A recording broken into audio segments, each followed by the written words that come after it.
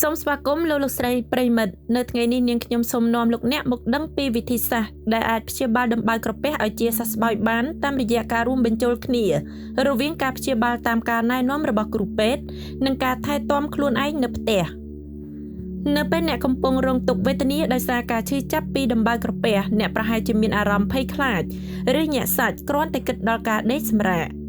ដំបៅក្រពះកើតឡើងនៅពេលដែលស្រទាប់ការពាររបស់ក្រពះចុះខ្សោយដែលជាធម្មតាបណ្ដាលមកពីការប្រើប្រាស់ថ្នាំបំបាត់ការឈឺចាប់ប្រភេទ NSAID ច្រើនហួសកម្រិត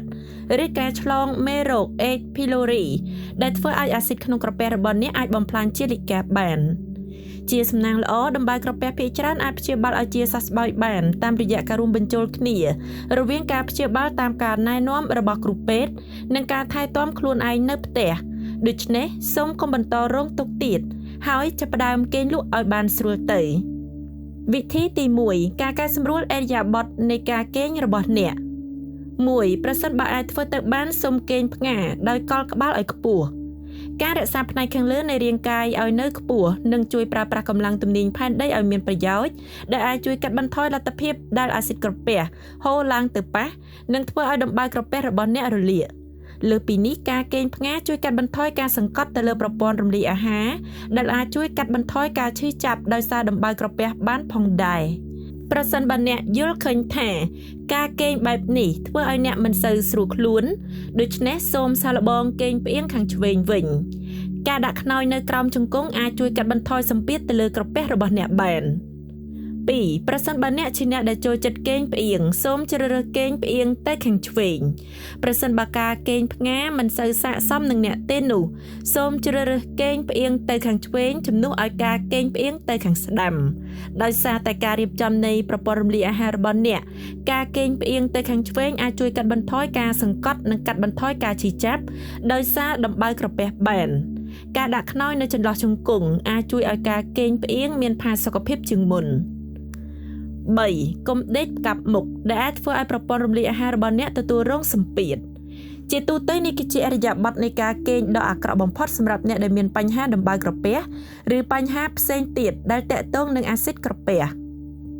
វិធីទី2ការបង្កើតបរិយាកាសនៃការគេងដ៏ល្អ1កាត់បន្ថយការទទួលទានជាតិកាហ្វេអ៊ីនការញ៉ាំអាហារច្រើននិងការប្រើប្រាស់ឧបករណ៍អេឡិចត្រូនិកដូចជាទូរស័ព្ទឬកុំព្យូទ័រនៅពេលល្ងាចវិធីនេះអាចជួយបង្កើនកម្រិតអរម៉ូនមេឡាតូនីនដែលជួយឲ្យអ្នកគេងលក់បានស្កប់ស្កល់និងមានសុខភាពល្អ2បង្កើតទម្លាប់មុនពេលចូលគេងឲ្យបានទៀងទាត់ដើម្បីត្រៀមខ្លួនសម្រាប់ការគេងនៅរយៈពេលប្រហែល1ម៉ោងមុនពេលចូលគេងចូលធ្វើសកម្មភាពដែលជួយឲ្យមានអារម្មណ៍ធូរស្រាលនិងស្ងប់ស្ងាត់ដើម្បីជាសញ្ញាប្រាប់រាងកាយថាដល់ពេលគេងហើយ3រៀបចំបន្ទប់គេងរបស់អ្នកឲ្យមានបរិយាកាសត្រជាក់ស្ងប់ស្ងាត់ងងឹតនិងមានផាសុកភាពកាលណាបន្ទប់គេងរបស់អ្នកកាន់តែអំណោយផលដល់ការគេងនោះអ្នកនឹងកាន់តែងាយស្រួលគេងលក់និងគេងបានជាប់លាប់ទោះបីជាអ្នកមានអារម្មណ៍មិនស្រួលខ្លួនក៏ដោយ4ព្យាបាលជំងឺផ្អាកដង្ហើមពេលគេងនិងបញ្ហាដំណេកផ្សេងទៀតដោយមានការជួយពីគ្រូពេទ្យរបស់អ្នក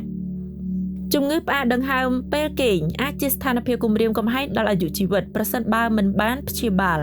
វាក៏ធ្វើឲ្យអ្នកមានហានិភ័យខ្ពស់ក្នុងការកើតជំងឺដំបៅក្រពះផងដែរវិធីទី3ការព្យាបាលរោគសញ្ញានៃដំបៅក្រពះរបស់អ្នក1ស្វែងរកការធ្វើរោគវិនិច្ឆ័យនិងផែនការនៃការព្យាបាលឲ្យបានច្បាស់លាស់ពីអ្នកផ្ដល់សេវាថែទាំសុខភាពរបស់អ្នកកុំគ្រាន់តែសន្និដ្ឋានដោយខ្លួនឯងថាអ្នកមានជំងឺដំបៅក្រពះហើយគម្រោងចាំឲ្យវាសះស្បើយទៅវិញដោយខ្លួនឯងឲ្យសោះផ្ទុយទៅវិញអ្នកគួរទៅជួបគ្រូពេទ្យនិងទទួលការធ្វើតេស្តនានាដែលចាំបាច់សម្រាប់ការធ្វើរោគវិនិច្ឆ័យ